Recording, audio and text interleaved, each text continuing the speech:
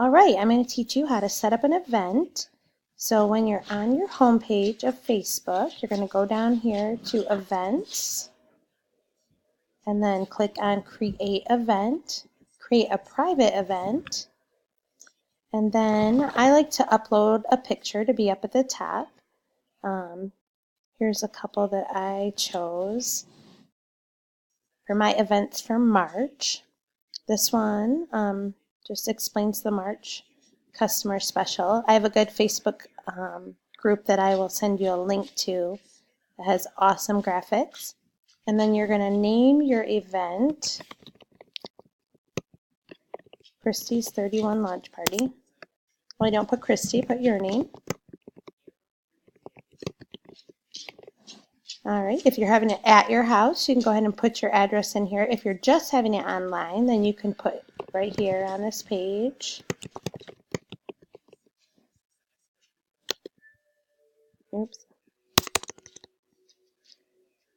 Or just leave it blank. You're going to put in a time. If it's going to be just online, you can go ahead and do like a 10-day window. Add an end time.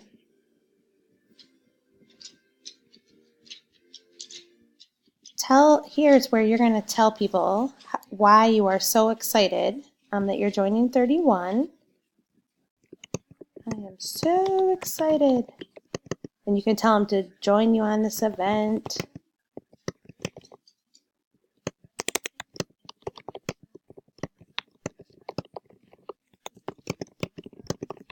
You can tell a little bit more, tell about why you joined.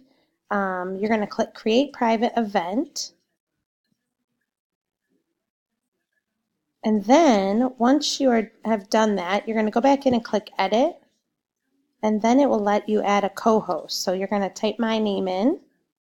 All right, and add me as a co-host, and then save it. And then I will join in. I will help you to